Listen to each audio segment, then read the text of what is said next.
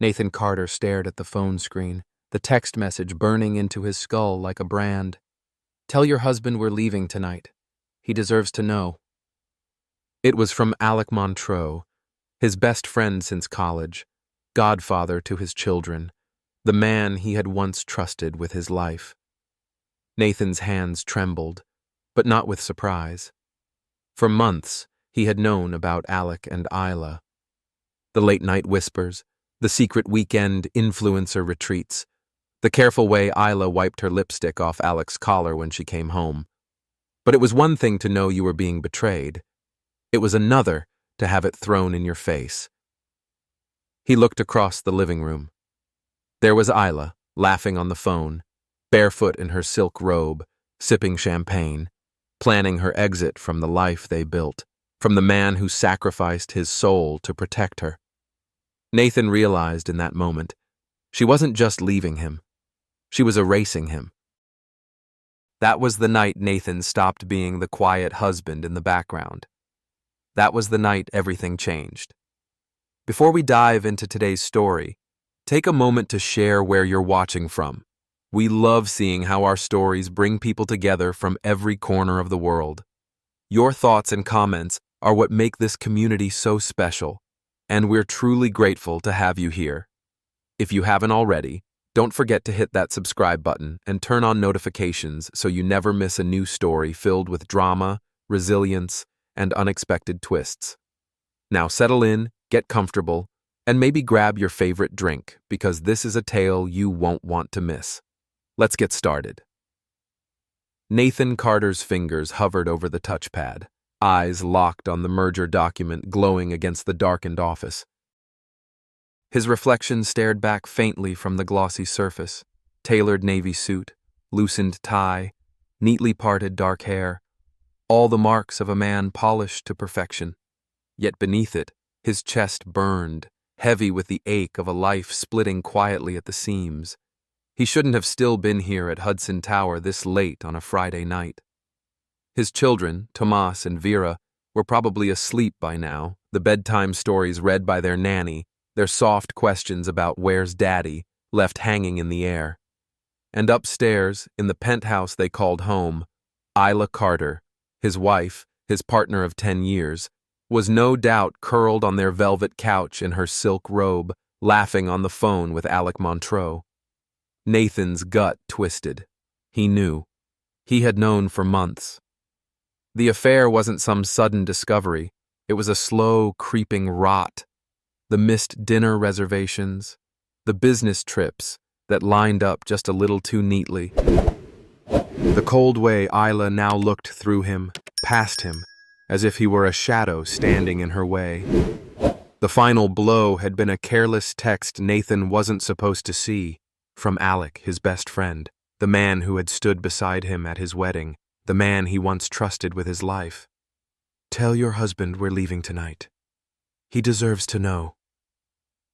Nathan had stared at that message for a long time. And then, slowly, methodically, he had begun to prepare. Across the polished marble floor of the CEO's office, Celine Virelli sat perched on the edge of her desk, reviewing the final figures for the merger. She was the definition of control. Every hair pinned, every movement deliberate, her sharp cheekbones softened only slightly by the hour. Nathan watched her out of the corner of his eye as he finalized the last digital signature. "Last one done," he murmured. Celine glanced up, a faint flicker of relief passing across her face before the steel mask returned. "Good," she said. "Ride down with me?" Nathan hesitated. The thought of stepping into the quiet, glass-walled elevator at midnight with Celine Virelli should have been the least remarkable thing he did today. But something in her voice, an undertone of weariness, perhaps even loneliness, made him nod. They walked side by side to the private express elevator. Celine reached out and pressed the call button, the doors sliding open with a whisper. Inside, cool light and brushed steel surfaces waited, reflecting two immaculate figures, both deeply alone. Nathan leaned back against the mirrored wall as the doors closed. Celine stood with her arms crossed, gaze fixed forward. The soft hum of movement was almost hypnotic, until without warning, a grinding groan echoed through the shaft, followed by a violent shudder. The elevator jolted to a stop. For a moment, neither of them moved. Celine was the first to react, stepping to the panel, pressing buttons calmly. Lobby. Emergency call. Door open. Nothing. Nathan felt the faint shift of unease in the room, subtle but unmistakable, like a hairline crack running through a pane of glass. Probably just a brief system reset, Celine murmured, but her voice carried a sharp edge now, a note Nathan had never heard from her. He straightened. Do you want me to? No. Maintenance will catch it. But as the seconds stretched into minutes, and the quiet inside the elevator turned heavy, Nathan saw it. Celine's white knuckles gripping the side rail, the slight tremor in her fingers as she checked her phone. No signal. Her jaw tightened as she jabbed the emergency button again. Celine, Nathan said gently, it's okay. She gave a tight, humorless laugh. It's not the first time I've been stuck in an elevator. Is that supposed to help? No. Nathan crossed the small space, crouched slightly to meet her gaze. Do you need to sit? Celine hesitated. Then, in a move that startled even herself, she slid down the wall, knees drawn up, hands braced on them. Nathan sat opposite, careful, steady. For a long while, neither spoke. Then, quietly, Celine's voice broke the silence. I can't do small spaces. It was the rawest sentence Nathan had ever heard from her. He leaned forward, resting his arms on his knees. Okay, he said softly. Let's breathe. She gave him a sharp, almost disbelieving look, the CEO, guided by her subordinate. But Nathan only waited, his calm, steady, and unshakable. Together they inhaled slowly, exhaled carefully, over and over, until the tremor in Celine's shoulders eased. I'm sorry, she murmured after a long pause. Don't be. Celine huffed a shaky laugh. You're supposed to panic. You're supposed to be the one I have to calm down. Nathan tilted his head, a tired smile ghosting his mouth. Maybe I'm just too tired. That pulled a real soft laugh from Celine, and for a flicker of a moment, they sat in that rare pocket of shared humanity. Two people peeled down to their bones. Nathan's eyes drifted to the small window slit across the elevator. Beyond it, Manhattan's glittering skyline stretched into the night, cold, beautiful, relentless. And all at once, something cracked open inside him. I know about Alec, he said, his voice almost conversational. Celine's head snapped up. Nathan's eyes stayed on the window. And Isla, I know. Celine was quiet for a long moment. Then, with surprising gentleness, she murmured, I figured. Nathan let out a breath. I have everything. The texts, the transfers, the offshore accounts. I've been waiting. Celine gave a faint smile, bitter at the edges. So have I. He turned, finally, to face her. Alec's not just sleeping with your wife, Nathan, she said quietly. He's been laundering funds through your name. Shell companies. Contracts Isla helped push through with influencer deals. You're not just a husband with a broken marriage. You're a target. Nathan's stomach knotted. Not with shock, but with the brutal satisfaction of hearing his worst suspicions confirmed. Celine's eyes met his. We can end them. For the first time in months, Nathan felt something sharp and alive pulse through him. Not anger, not grief, power.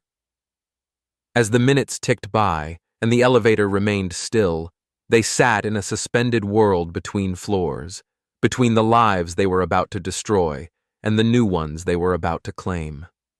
When the emergency lights flickered and the faint vibrations signaled the elevator coming back to life, Nathan rose, offering Celine his hand. She took it, her grip cool but sure. They stood side by side as the doors slid open at the lobby, stepping into the gleaming marble world, masks in place. But Nathan knew something had shifted. He was no longer the quiet husband. He was the man they should have feared all along. Before we dive into today's story, take a moment to share where you're watching from. We love seeing how our stories bring people together from every corner of the world. Your thoughts and comments are what make this community so special, and we're truly grateful to have you here. If you haven't already, don't forget to hit that subscribe button and turn on notifications so you never miss a new story filled with drama, resilience, and unexpected twists. Now settle in, get comfortable, and maybe grab your favorite drink, because this is a tale you won't want to miss. Let's get started. Nathan Carter stood in the lobby of Hudson Tower, the hum of late-night security and distant traffic barely touching him. Celine Varelli, composed once more in her crisp black suit, smoothed her hair and murmured something to the concierge. No one would have guessed that 30 minutes ago, she was on the floor of the elevator, clutching her knees and fighting back a full-body panic attack. No one would have guessed Nathan had sat across from her, not as her subordinate, but as something rawer, something closer. The moment the lobby doors slid shut behind him, the cold April air hit Nathan's face like a slap. He welcomed it. He pulled in a breath so sharp it burned. His mind buzzed not from exhaustion, but from the words Celine had left him with. Alec isn't just sleeping with your wife, Nathan. He's using you. They both are. Nathan stepped into the sleek black car waiting for him and gave the driver his home address, though home was a word he no longer believed in. Isla would be there, no doubt.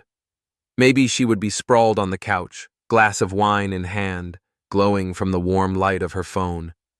Maybe she would pretend to care that he was working late.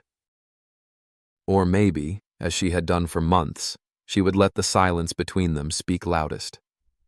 He rubbed a hand over his face as the car cut through the city.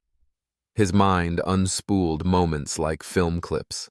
Isla smiling across candlelight, Isla holding their newborn daughter, Isla laughing as Alec handed her a drink at their last New Year's party. It wasn't just betrayal, it was rot, and Nathan had let it spread, thinking he was protecting his children, thinking he was keeping his life intact for their sake. But Celine's words had pierced something deeper. It wasn't just about the affair. Alec and Isla had been moving funds through his name, laundering money under the cover of Isla's influencer brand, attaching Nathan's reputation to contracts he'd never seen and deals he'd never approved. They weren't just leaving him, they were planning to bury him. By the time Nathan stepped into the penthouse, his chest was tight, but his hands were steady. Tomas's backpack sat by the door, a half-zipped jacket spilling onto the floor. Vera's tiny sneakers were lined up neatly. She was always the careful one. Nathan's throat closed. For them, he told himself. For them, you keep moving. The living room lights were dimmed. Isla lay curled on the white leather couch, wrapped in a robe, her legs stretched out, phone glowing in her palm. She barely looked up. "Late night?" she said casually, her voice smooth, careless. Nathan crossed the room and placed his keys on the counter. "Yeah," he murmured. "Merger finalized." She hummed, scrolling. "That's nice." Her thumb paused over the screen, a smile flickering over her lips. Nathan wondered briefly if Alec was on the other end, feeding her jokes, promises, plans. His stomach twisted, but his face didn't move. "I'm going to bed," Isla said, standing and brushing past him. The faint scent of expensive perfume followed, laced with something sharper, the stench of indifference. Nathan waited until he heard the bedroom door close. Then, slowly, he reached into his briefcase and pulled out a slim folder. Inside, transaction reports, offshore account statements, signed documents linking Isla's name, Alec's businesses, and Nathan's own once-clean reputation. He stood there for a long time, folder in hand, as the city pulsed outside the glass walls. The next morning, Nathan found himself outside Celine's office before dawn. She was already inside, sharp as ever, scanning her computer with a coffee in hand. When she saw him, a flicker of surprise crossed her face, then something like approval. "You're early," she murmured. "Couldn't sleep." Celine gestured him in. "Me neither." Nathan dropped into a chair, running a hand through his hair. "I need to know what you know." Celine arched a brow. "About Alec?" "About everything." For a moment she hesitated, the first real hesitation he'd seen from her. Then, slowly, she turned her screen toward him. There, lined up in brutal clarity, were the files. Alec's network of shell companies, the paper trail winding through Isla's contracts, the money movements that painted a picture of deliberate, calculated fraud. "Why?" Nathan asked, voice low. Celine sat back, crossing her arms. "Because Alec tried to kill my company 2 years ago, backed out of a deal at the last second, tanked my stock, spread just enough doubt to make investors flinch. I survived, but it cost me half my board's confidence." Nathan exhaled. "Why help me now?" Celine's gaze softened, just slightly. "Because you're the first person who's seen past the headlines, and because maybe I'm tired of letting them win." For the next 2 hours, they laid out a plan. Legal steps, media leaks, quiet contacts at federal agencies. Nathan watched Celine transform from vulnerable to lethal, her mind slicing through complications with surgical precision. But even then, in the rare silences, he caught her watching him, something flickering in her eyes he couldn't name. That night, back at the penthouse, Nathan found Isla in the dining room, sipping wine with her laptop open. "We need to talk," he said quietly. She looked up, startled, or maybe just annoyed. "About what?" Nathan placed the folder on the table. Isla's eyes flicked to it, a trace of unease tightening her mouth. "What is this?" she asked, voice sharper. "You know what it is." She gave a brittle laugh, standing. "Nathan, you've been working too much." "Sit down." The words were quiet, but Isla froze. Nathan's hands rested calmly on the back of a chair. "You've been laundering money through my name. You and Alec. I have the documents. I have the contacts. And I'm filing for divorce." For the first time, real panic flashed across Isla's face. You wouldn't." "I would. I am." Her voice cracked, thin and desperate. "Nathan, please, we can fix this." "No, Isla. You can fix it. You can fix it in court." He turned and walked away, leaving her standing there, small and furious, the empire she thought she controlled crumbling under her feet.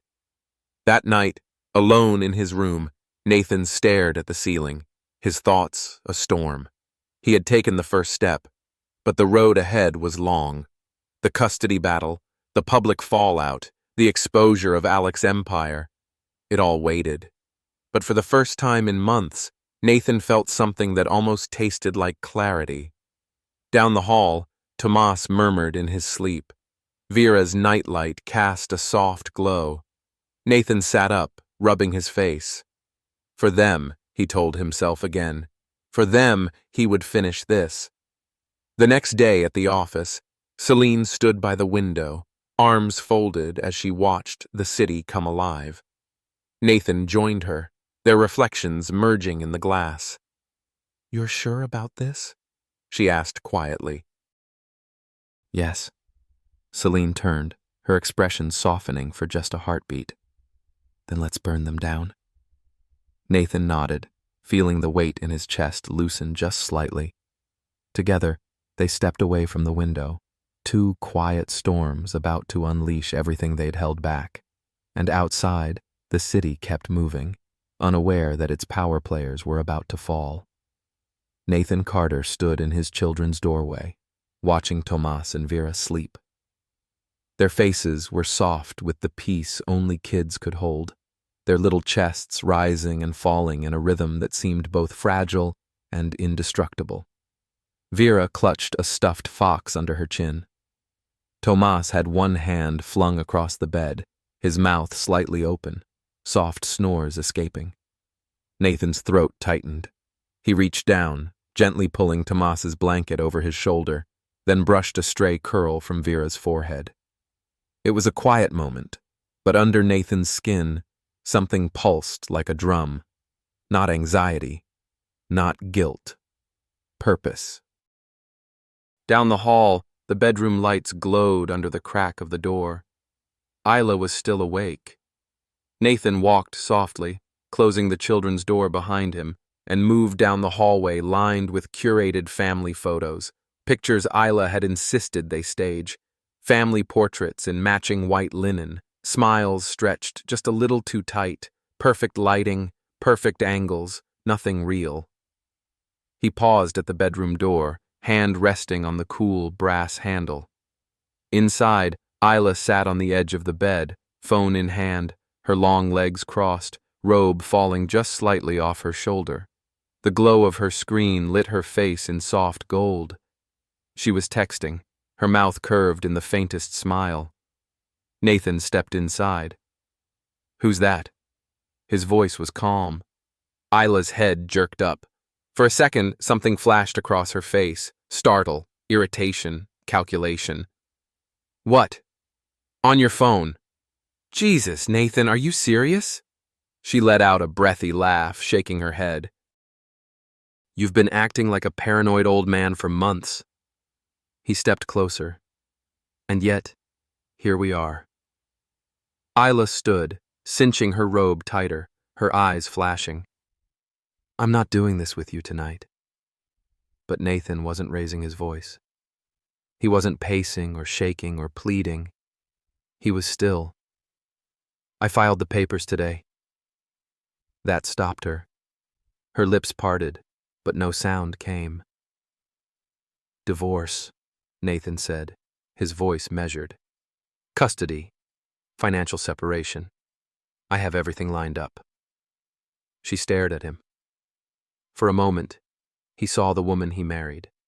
Before the followers, before the brand deals, before Alec. Then, just as quickly, the mask slammed down. "You're bluffing." He stepped forward, gaze steady. "Try me." Isla let out a small, sharp laugh, pacing toward the window. "Nathan, you don't have the guts for this. You're the nice guy, remember? The good husband.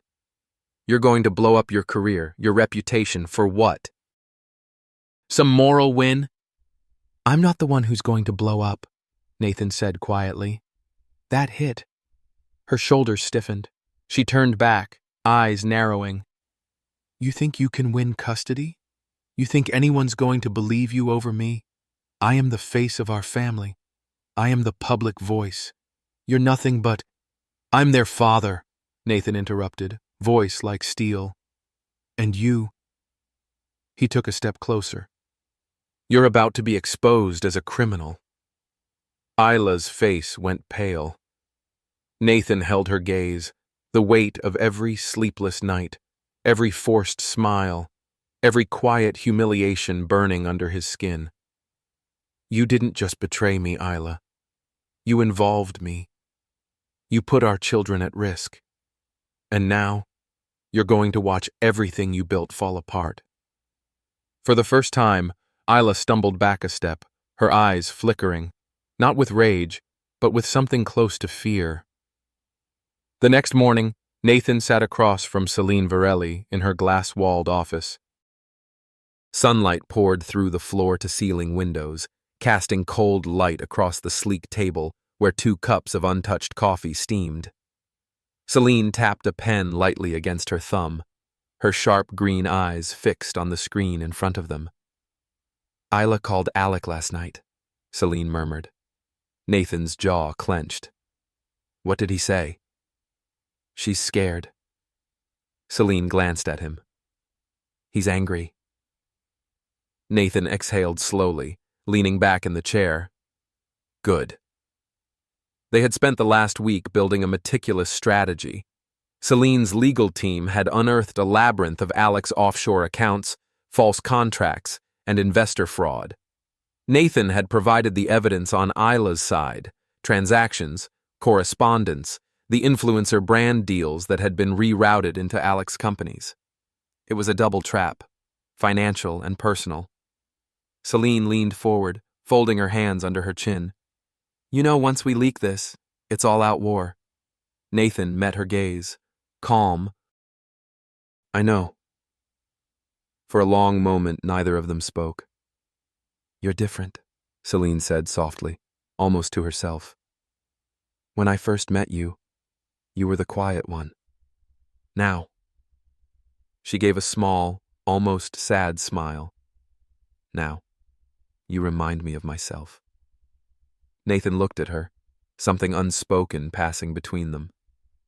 He saw it now, under her polished surface: the loneliness, the exhaustion, the battle scars she never showed.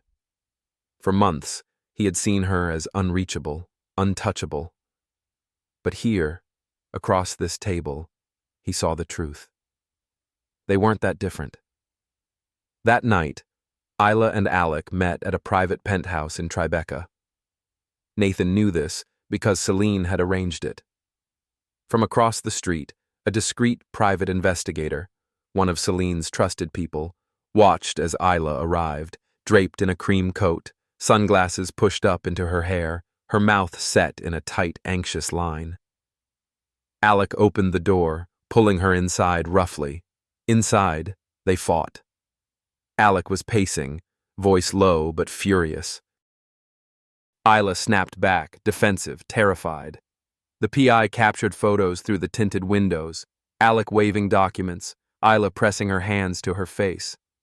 The next morning, those photos would quietly land in the inboxes of key media outlets, attached to an anonymous tip about the investigation into Alec's financial misconduct. Nathan watched the sun rise from his living room window, a cup of coffee cooling in his hands. His phone buzzed. "Celine, it's done." Nathan allowed himself a long, slow breath. For the first time in months, the tightness in his chest eased. He walked down the hall to his children's room. Tomas was already stirring, groggy, rubbing his eyes. Vera sat cross-legged on her bed, brushing her doll's hair. Nathan crouched between them, pulling them both into a hug. "We're okay, right, Daddy?" Vera asked softly. Nathan kissed the top of her head. "We're okay, baby." He meant it. Later that afternoon, Celine and Nathan sat in her office, watching as the first waves hit. Alec's company stock plummeted. Media outlets ran breaking news banners. Paparazzi photos of Alec and Isla's late-night meeting flooded social media. Alec's legal team scrambled to contain the fallout. Isla's influencer contracts began to evaporate, and behind it all, Nathan and Celine sat calmly, watching the empire crumble. Celine turned to him, the ghost of a smile touching her mouth. "I underestimated you." Nathan gave a small, tired laugh. So did they. That evening, Isla stormed into the penthouse, cheeks flushed, eyes blazing. Nathan stood by the window, arms folded, watching the skyline glow. "You did this," she spat, voice shaking. Nathan turned slowly. "No, Isla, you did." She let out a strangled sound, half laugh, half sob. "You think you've won? You think you can take everything?" "I don't want everything," Nathan said calmly. "I just want what's mine." Her face crumpled for a heartbeat, then hardened. "Alec will fight you." Nathan nodded slowly. "Let him try." She stood there, trembling, realizing the man she'd dismissed, underestimated, and betrayed had become something she no longer recognized, something she couldn't control. Late that night, Nathan met Celine in the parking garage. They stood in the dim light, the air between them charged, but unspoken. "You did it," Celine murmured. "We did it." For a long moment, they just stood there. Nathan saw it again, the exhaustion behind her eyes, the faint tremble in her fingers when she thought no one was looking. Celine Virelli, the woman who had taught him how to fight, was also someone who had forgotten what it meant to rest. Without thinking, Nathan reached out, brushing his fingers lightly across her wrist. She looked at him, startled, but didn't pull away. "Get some sleep," he said softly. Celine gave a small, tired smile. "You too, Nathan." As they parted ways, Nathan felt the shift inside him. The man he had been, the quiet husband, the passive partner, the man in the background, was gone, and tomorrow the world would see it. Nathan Carter stepped out of the courthouse, the sharp April wind slapping his face as reporters shouted questions behind the barricades. "Mr. Carter, is it true you filed for sole custody? Isla says you're trying to ruin her reputation. Any comment? Is Alec Montreux involved in the divorce proceedings?" Nathan kept walking, his jaw tight, coat buttoned, eyes forward. Celine Virelli walked beside him, flanked by her legal advisor. Her face was carved from marble, every step precise, every look dismissive. But when they reached the black car waiting at the curb, Celine opened the door and murmured softly, "You okay?" Nathan let out a breath he hadn't realized he was holding. "Fine." She gave a short nod. "This is only the beginning." He knew that. He knew it better than anyone. That morning, Nathan had calmly handed Isla the official divorce papers. She had laughed, sharp, brittle, disbelieving. "You think you're going to take them from me?" she'd spat, pacing the kitchen, her silk robe trailing behind her like a banner of war. "You think you're going to walk into court and they'll just hand over Tomas and Vera like some prize?" Nathan had watched her quietly. His heart should have been pounding. His fists should have been clenched. But instead, there was only a strange stillness inside him, like a lake in the middle of a storm. "They're not a prize," he said calmly. "They're my kids." Isla's smile faltered for the first time, just the briefest crack in her armor. "Good luck, Nathan," she sneered. "You're going to need it." But she didn't know what he knew. She didn't know Celine had already set the wheels in motion. Celine's team had unearthed the most damning details. Isla wasn't just Alec's lover. She was his accomplice. The influencer contracts, the promotional deals, the suspicious brand partnerships, all tied directly to Alec's offshore accounts. Money laundering disguised as sponsored posts and lifestyle collaborations. It wasn't just marital betrayal. It was federal crime. Celine had warned Nathan. "Once we drop this, they will come at you hard. Alec will try to destroy you in the media. Isla will cry on every camera she can find. They will paint you as the bitter husband, the weak man, the failure." Nathan had smiled faintly. "They already do." By the end of the week, Alec was in full panic mode. The headlines had started. Montreux Tech under investigation for financial misconduct. Exclusive. Social media queen Isla.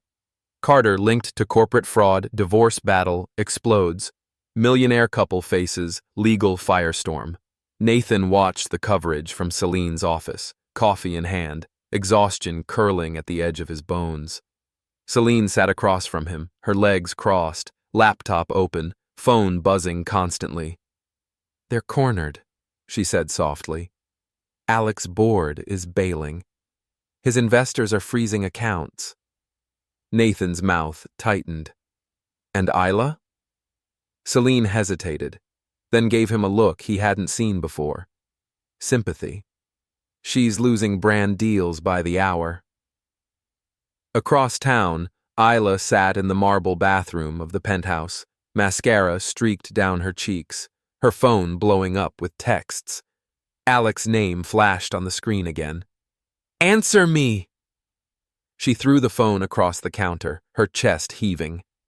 This wasn't supposed to happen. Nathan was supposed to roll over. Alec was supposed to save her, sweep her into his empire, make her the woman she always wanted to be, admired, envied, untouchable. Instead, she was a headline, a scandal, a punchline. Nathan arrived home that night to find his children waiting at the kitchen table, coloring. Tomas looked up with a grin, showing off a drawing of a spaceship. Vera giggled, her fingers stained with marker. For a moment, Nathan just stood there, the chaos of the day falling away. "Daddy, look!" Thomas shouted. Nathan crouched, scooping both kids into his arms, pressing his face to their hair. "We're okay," he whispered, more to himself than to them. "We're going to be okay." The next day, Alec tried to strike back. He called a press conference. Standing on the steps of his corporate headquarters, flanked by lawyers, Alec gave his best, somber, regretful expression. "There have been misunderstandings," he said smoothly. "And while I can't comment on ongoing investigations, I want to make clear that these attacks are personal, not professional. Certain individuals, driven by jealousy and bitterness, are trying to destroy what we've built." Nathan watched from Celine's office, one brow raised. "He's good," Nathan murmured. Celine snorted softly. "He's desperate." But the blow that Alec didn't expect came hours later. Nathan, calm and composed, gave a quiet interview, not to a tabloid, not to a morning show, but to a respected financial journalist. He didn't bash Isla. He didn't gloat. He spoke about family, responsibility, accountability. "My priority is my children," Nathan said simply, his eyes steady on the camera. "Always has been, always will be." The article hit like a tidal wave. Suddenly, Alec's narrative crumbled. Nathan wasn't the bitter husband. He was the strong, quiet father who had been protecting his family while sharks circled. At home, Isla was frantic. She called Alec 10 times that night. When he finally picked up, his voice was cold. "We're done. Alec, I can't have you attached to this." She sank to the floor, shaking, staring at the phone. Nathan tucked Tomas and Vera into bed, smoothing Vera's hair back, kissing Tomas's forehead. He sat there for a long time after they fell asleep, staring out the window at the glittering city. Celine called. "We need to meet." They sat in Celine's car, parked in the underground garage. "You did it," she murmured. "He's folding." Nathan let out a breath, scrubbing a hand over his face. "I should feel something." Celine tilted her head. "And I feel tired." For a long moment, they sat in the hush. "You're not done," Celine said softly. "Not until the custody hearing." Nathan nodded. "I know." Celine reached out, fingers brushing his hand, then hesitated. "Thank you," Nathan said quietly. She smiled faintly. "For what?" "For standing next to me." The night before the custody hearing, Nathan stood outside the children's room, listening to their soft, even breaths. He thought about everything, the years he gave to a marriage that rotted, the friend he lost to greed, the man he almost let himself become, the man who would have stayed silent. He thought about Celine, the unexpected ally, the woman he had seen shatter and rebuild herself in the span of days. And for the first time in years, Nathan Carter let himself feel something he had almost forgotten. Hope. Nathan Carter adjusted the cuff of his black suit, his fingers trembling, not from nerves, but from the weight of everything leading to this moment. Outside the glass walls of Hudson Towers' rooftop gala, Manhattan glittered like a living, breathing beast. Inside, the city's most powerful gathered under crystal chandeliers. Investors, celebrities, media personalities, politicians, influencers. Champagne flowed. Laughter rose.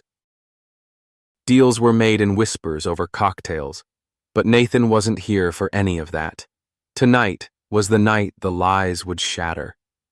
Celine Varelli stood by his side, her dark green gown a sleek contrast to the black tie crowd. Her face was calm, lips painted in a sharp line, but Nathan could sense the tension beneath her skin. They had spent months preparing for this, the evidence, the filings, the carefully timed media leaks. And now, the final move. Across the room, Alec Montreux held court, smiling, laughing, shaking hands with men in custom suits and women in couture gowns. Isla was at his side, the picture of perfection, her hair swept into a soft updo, diamonds glinting at her ears, her laughter light and effortless. Nathan watched them. They didn't see him yet, but they would. Hours earlier, Nathan had sat with Celine in her office, the lights dim, the city stretching endlessly below. "Once we trigger this," Celine said softly, "there's no going back." Nathan had smiled faintly. "I don't want to go back." They had coordinated everything, the financial records, the insider testimonies, the legal filings, the press releases. Alec's company was on the verge of collapse. Isla's brand deals were evaporating as sponsors pulled out.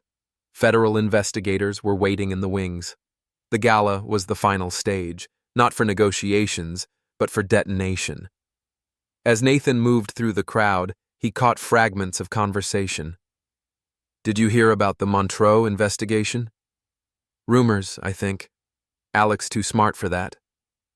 "Did you see who Nathan Carter came with? Celine Varelli."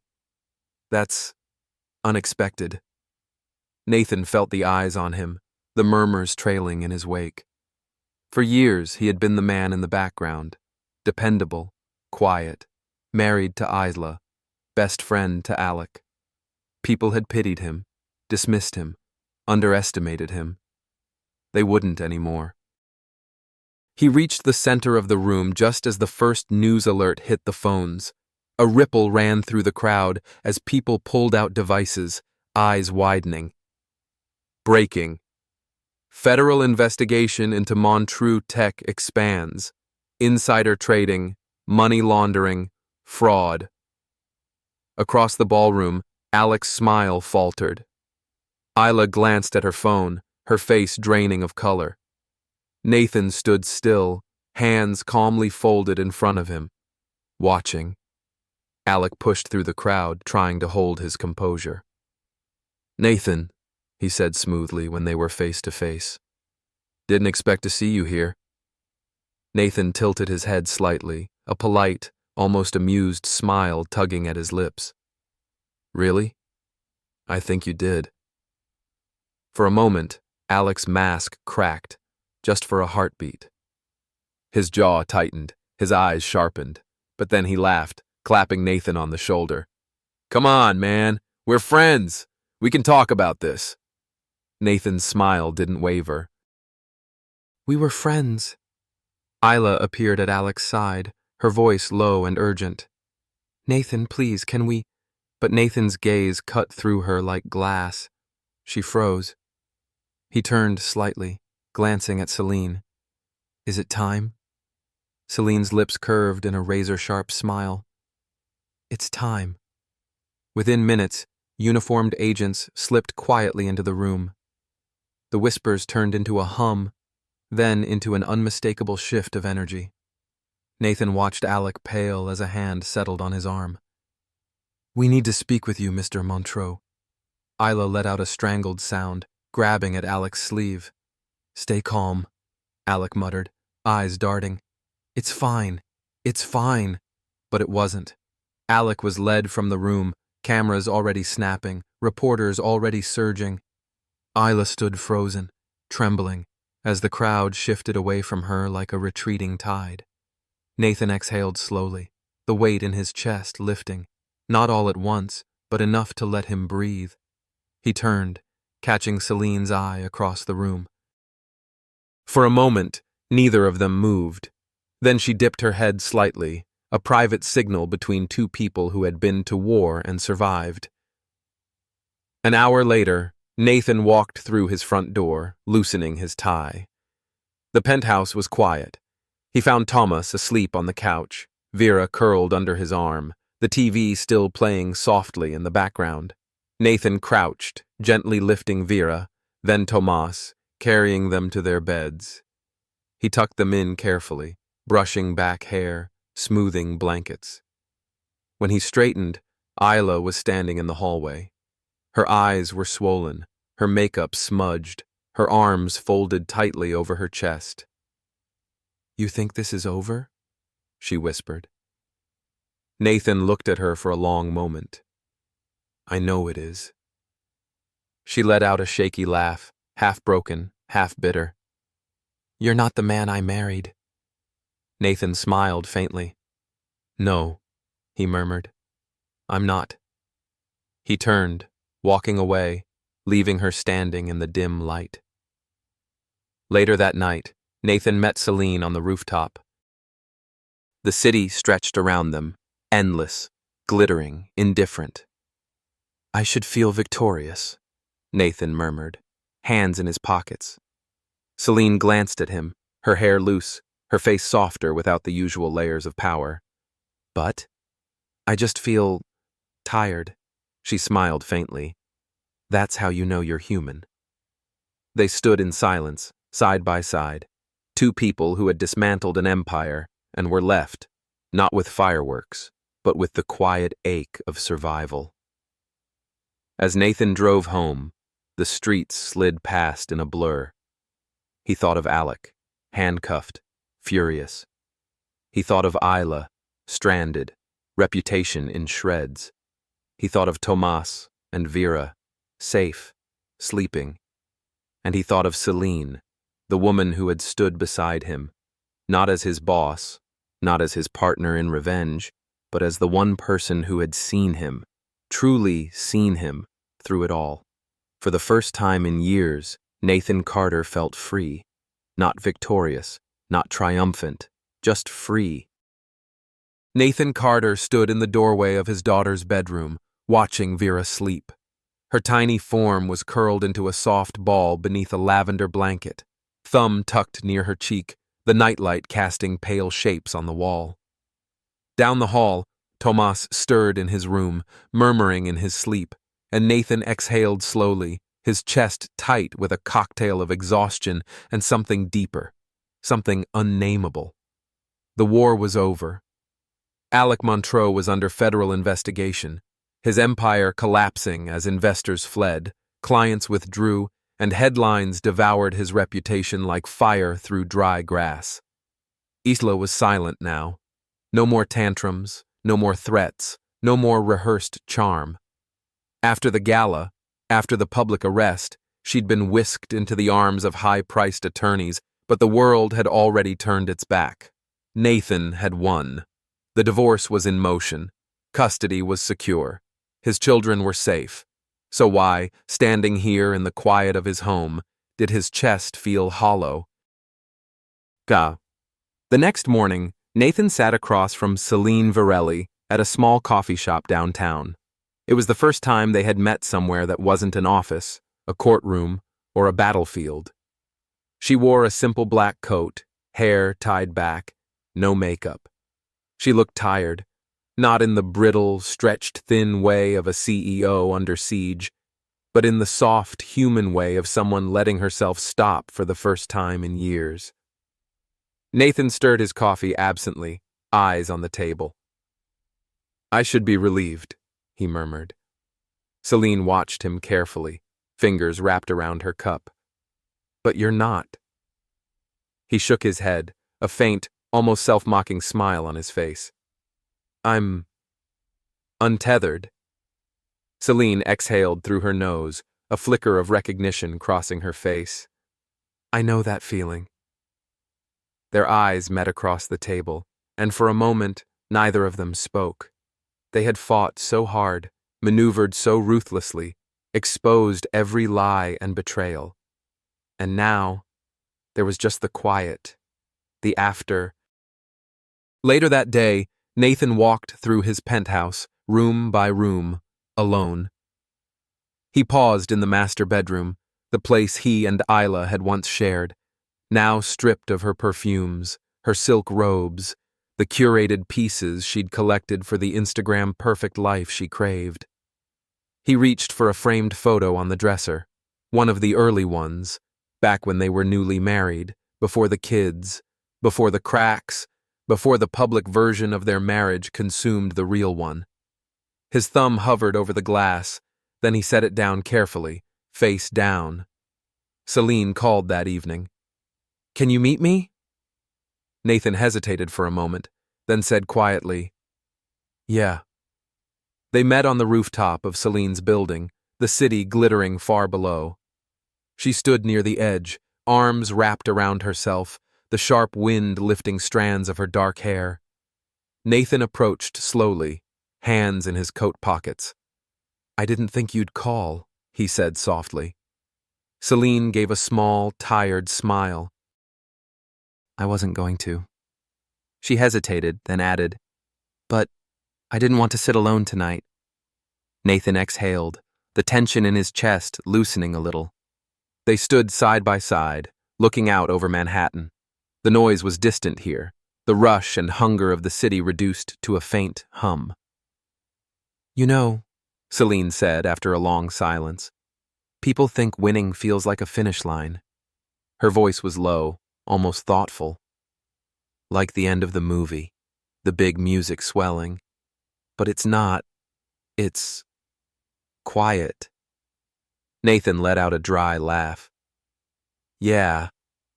She turned to him, eyes glinting in the dim light. "You're not done, you know." He raised a brow. "You have to figure out how to live now," Celine murmured. "Without the fight." For a moment, Nathan felt something tighten in his chest, something raw and aching. He nodded slowly. "That's the part I don't know how to do." Back at home, Nathan found himself sitting at the kitchen table, flipping through Tomas's drawings, Vera's notes from school. There was one she'd written for him, a wobbly crayon-colored heart with the words, "I love you, Daddy," scrawled across the page. Nathan pressed a hand to his face, the weight of the past months settling over him like a thick blanket. He'd fought so hard for this, for his kids, his life, his name. And now, with the battlefield quiet, he felt every bruise. He didn't hear Isla come in. She stood at the edge of the room, arms crossed, her face stripped bare of charm or fury or bravado. "I'm leaving tomorrow," she said softly. Nathan looked up. She gave a brittle laugh. No public meltdown, no last plea, just over. He rose slowly. Good. For a moment, they just looked at each other. Two people who had shared a life, built a family, burned it to the ground. "I loved you once," Isla murmured, almost too soft to hear. Nathan's throat worked. "I know." She gave him one last long look, then turned and walked away. The next morning, Nathan walked his kids to school. It was the first time in months he'd done it himself. No nanny, no driver. Tomas chatted about a science project. Vera skipped beside him, holding his hand tightly. Outside the school gates, other parents greeted him cautiously, some curious, some sympathetic, some just polite. Nathan nodded, smiling faintly, but his focus was on his kids. He crouched down, smoothing Vera's hair, bumping knuckles with Tomas. "I'll be here when school's out," he promised. Vera beamed. Tomas grinned. As they ran off, Nathan stood, watching them go. That night, Celine sent him a message. "Coffee tomorrow?" Nathan smiled faintly at the screen before typing back. "Yeah, coffee." Alone in his apartment, Nathan stood at the window, looking out over the city. He wasn't sure what came next.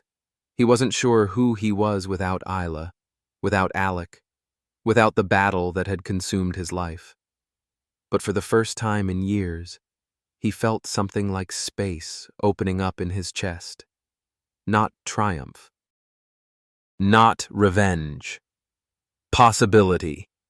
Nathan Carter stood in front of the elevator doors at Hudson Tower, his reflection faint in the polished steel.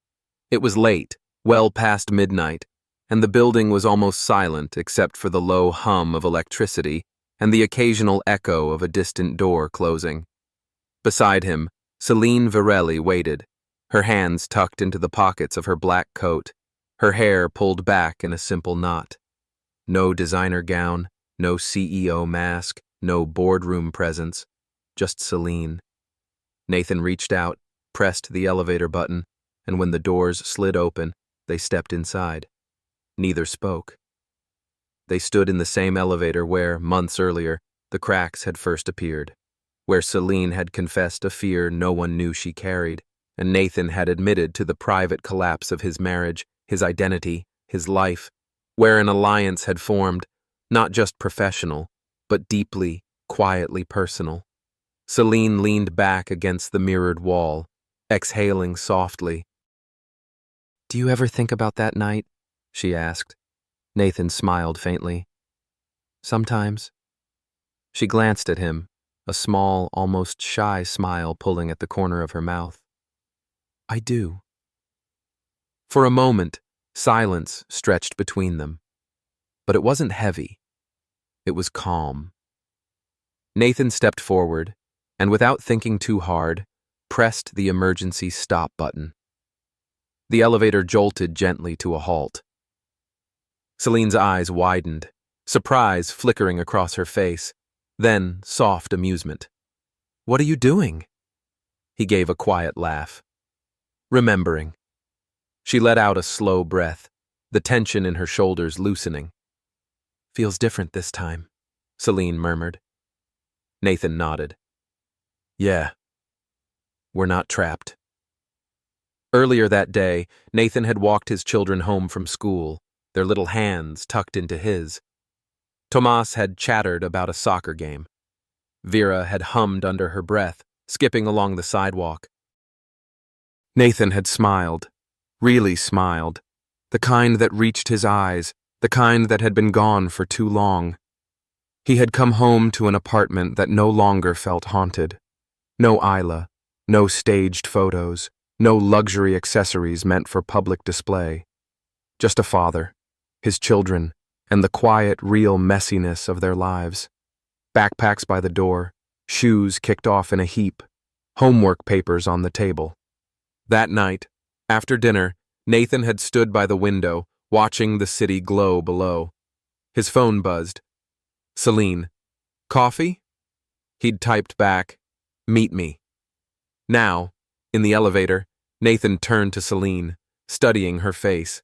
She was watching him carefully, warily, the way someone watches a door they're not sure they want to open. He reached out, his fingers brushing her hand lightly. Not a grab, not a pull, just an invitation. She didn't flinch.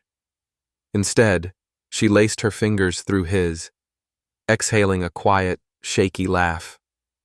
"I'm still bad at this," she murmured. Nathan squeezed her hand gently. "Me too." They stood like that for a long time, the city a blur of light outside the narrow window, the elevator holding them between floors, between past and future. Nathan thought of everything they'd been through. Alec, arrested, disgraced, soon to face trial. Isla, vanished from the public eye, locked in legal negotiations, her empire reduced to gossip columns and fading hashtags. His kids, safe, laughing, home. Celine, the woman who had walked beside him, not for image, not for advantage, but for something neither of them had the words for yet. And Nathan himself, no longer the man people underestimated, no longer the shadow in his own life. "Do you think we'll ever stop being in fight mode?" Nathan asked softly. Celine tilted her head, thinking. "I don't know." she admitted. But maybe we can learn. Nathan smiled, a small, real smile. Want to try? Celine let out a breathless laugh, eyes crinkling at the corners. Yeah, she whispered. I do. They stood in the elevator, still holding hands, as Nathan reached out and pressed the button to start them moving again. The elevator hummed softly to life, carrying them upward, not toward a finish line, not toward a new war, but toward something else, something quieter, something earned. Sometimes, the hardest battles are not the loudest ones. They are fought quietly, in the private corners of heartbreak, in the quiet decisions to stand back up, in the choice to reclaim dignity when no one is watching. There are moments in life when everything familiar falls apart, and what's left is not triumph or revenge, but the quiet, aching work of rebuilding. It's there, in that fragile space, where we discover who we really are, not in power or perfection, but in resilience, in honesty, and in the small, determined steps toward freedom. At its heart, this is not a story about betrayal or destruction. It's about survival. About the strength it takes to walk away from what diminishes you, and the courage it takes to step into something unknown, something real. Thank you for being here, for listening, and for sharing in this journey. If this story moved you, if it made you think or feel or reflect, we'd love to hear from you. Leave a comment below, share your thoughts, and join our growing community. And if you haven't already, please subscribe and follow the channel so you never miss a story that matters.